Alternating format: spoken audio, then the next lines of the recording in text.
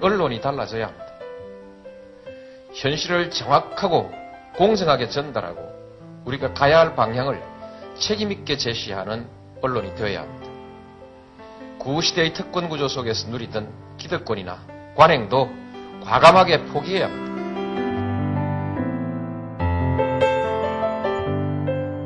건강한 공정방송, 국민TV는 반드시 그 꿈을 이룰 것입니다. 조건이 있습니다. 여러분이 주인이 돼주시는 겁니다. 미디어 협동조합 조합원이 돼주십시오. 국민TV 홈페이지에서 가입하실 수 있습니다. 민주주의 최후의 보루는 깨어있는 시민의 조직된 힘입니다. 이것이 우리의 미래입니다.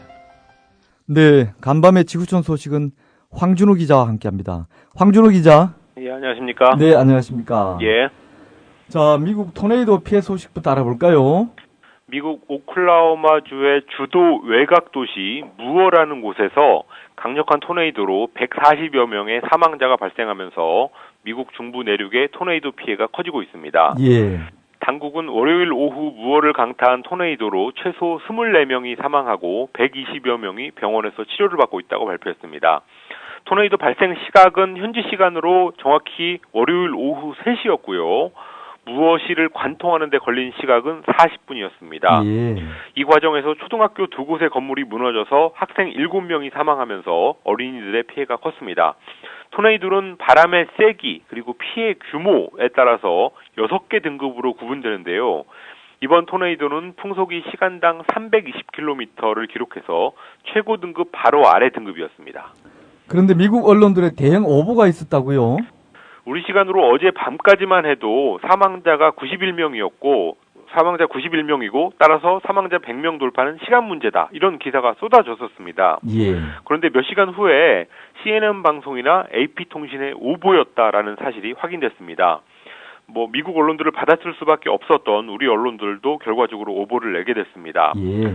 물론 24명 사망도 엄청난 피해이긴 하지만 그래도 100명 사망하고는 차원이 다른 얘기인데요. 미국 언론들의 무리한 속보 경쟁에서 나온 참사였습니다. 오보라는 사실이 확인되니까 미국 언론들은 토네이도 때문에 전화선이 끊어져서 관계 당국 간의 소통이 잘 안 됐다라고 하면서 토네이도 탓, 당국 탓을 했는데요. 자기들의 잘못에 대한 책임을 다른 데로 떠넘기는 것에 불과했습니다. 오클라호마 부지사는 재해 대응 시스템이 원활하게 작동했다고 언론의 책임 전가를 반박했습니다. 요즘 미국 언론들의 오보가 여럿 있었죠. 텍사스 비료 공장 폭발 사고가 한 달 전에 있었는데요. 예. 그때는 이번보다 훨씬 더 큰 오보가 있었습니다. AFP 통신 같은 일부 언론이 약 80명이 사망하고 수백 명이 다쳤다라고 전하면서 보스턴 테러에 이은 추가 테러일 가능성이 있다라고 거론했었습니다. 그런데 최종적으로 확인된 사망자는 14명이었고 테러가 아니라 단순 사고였던 것으로 결론이 났습니다. 당시에 대피한 주민들까지 사망자로 집계하면서 오보를 냈는데요. 인터넷 매체가 늘면서 속보 경쟁이 더 심해졌고 또 소셜미디어, SNS에 흘러다니는 확인 안 된 정보를 그냥 기사로 쓰면서 이런 현상이 잦은 걸로 분석되고 있습니다. 이런 식이라면 다음에 큰 사고가 나도 이 기사가 사실일까 하는 의심이 생길 수밖에 없겠는데요. 결국 언론의 신뢰도에 심각한 타격을 줄 것 같습니다. 예. 그런데 또 하나 생각해봐야 될 게 속보 경쟁하고 정반대로 가면서 존재감을 드러내는 게 요즘의 뉴욕타임스인데요. 예. 지난 보스턴 테러 때도 속보 경쟁을 안 하고 테러 용의자 형제들의 인생 유전을 다룬 기사 이런 것들을 어느 언론보다 깊이 추적하는데 역량을 집중했습니다. 그러면서 오히려 더 많이 인용되는 기사를 내놨는데요. 예. 나중에 편집 책임자의 인터뷰를 보니까 테러가 났다고라는 소식을 처음 들었을 때 가장 먼저 생각났던 게 속보 나가는 것을 막아야 된다라는 거였다고 하던데요. 편집자가 속보를 막으려고 했다는 건 상식에 좀 안 맞는 건데 예. 그런 발상의 전환 발상의 전환까지는 아니더라도 저널리즘의 기본으로 돌아가는 건데 그런 게 있었기 때문에 뉴욕타임스가 오히려 구독자도 늘고 또 올해 퓰리처상에서도 가장 많은 상을 받는 언론이 되지 않았나 그렇게 생각됩니다. 예. 그나저나 토네이도 피해가 걱정입니다. 무어시에서는 1999년에 사상 최대 위력인 시속 511km의 토네이도가 관측됐었고 당시에 4명이 사망했었습니다. 이번에 온 토네이도는 그때에 비하면 위력은 많이 떨어졌지만 이동 속도가 아주 빨랐기 때문에 예. 주민들이 미처 대피하지 못하면서 이런 많은 인명피해로 이어졌습니다. 오바마 대통령은 오클라호마주 일대를 주요 재난지역으로 선포하고 연방정부 차원에서 복구를 지원하라고 지시했습니다. 이번 토네이도는 지난 16일 텍사스주 북부 그랜베리라는 곳에서 처음 발생해서 그때 6명의 목숨을 앗아갔는데요. 예. 그 후에 북동진하면서 오클라호마, 캔사스, 미주리, 위스콘신 같은 중부 대평원 지역하고 또 중서부 지방에 막대한 피해를 주고 있습니다. 이런 가운데 미중 정상회담이 발표됐죠. 오바마 미국 대통령하고 시진핑 중국 국가주석이 다음 달 7일에서 8일 미국에서 첫 정상회담을 엽니다. 한반도 문제를 비롯해서 여러 가지 이슈를 조율하는 아주 중요한 자리가 될 것 같은데요. 만나는 장소가 백악관이 아니라 캘리포니아주에 있는 휴양지라는 게 특이합니다. 대통령을 비롯해서 유명 인사들이 모임을 갖는 장소인데요. 예. 1박 2일 동안 편안한 분위기에서 흉금을 털어놓는 그런 자리가 될 걸로 예상되고 있습니다. 원래 계획보다 3개월 앞당겨져서 미중 정상회담이 열리는 건데요. 그만큼 이 G2 정상들이 만나야 되는 긴급한 사안이 많다는 것을 알 수 있을 것 같습니다. 미국 주요 시설에 대한 중국 해커들의 사이버 공격 논란, 그리고 북한과 이란의 핵 문제, 기후변화 문제, 위안화 절상 이런 것들이 의제로 거론되고 있습니다. 일본이 북한과의 대화 재개를 검토하고 있다는 보도가 나왔죠.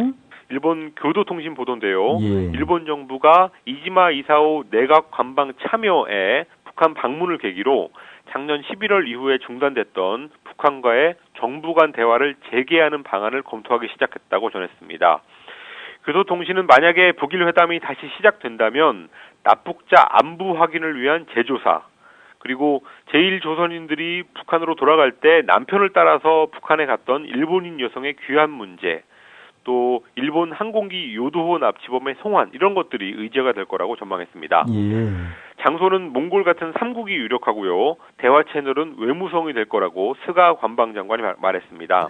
지난주에 방북했던 이지마 참여는 일본 정부가 공식 인정한 납북자뿐만 아니라 납북된 걸로 의심되는 일본인들까지도 송환 요구의 대상이라는 입장을 북한에 전달한 것으로 전해졌는데요.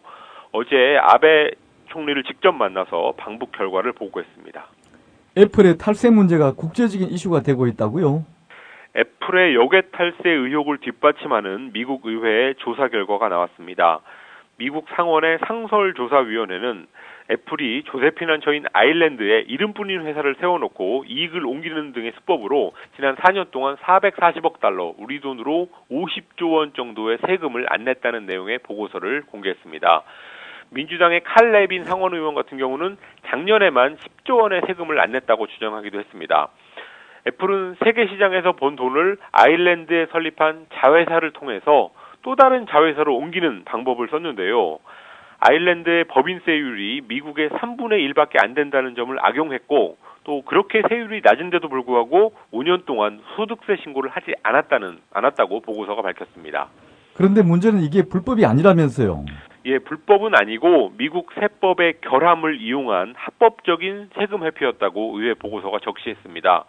애플도 지금 세금을 낮추려고 비열한 술책을 쓰지는 않았다라는 항변을 하고 있습니다.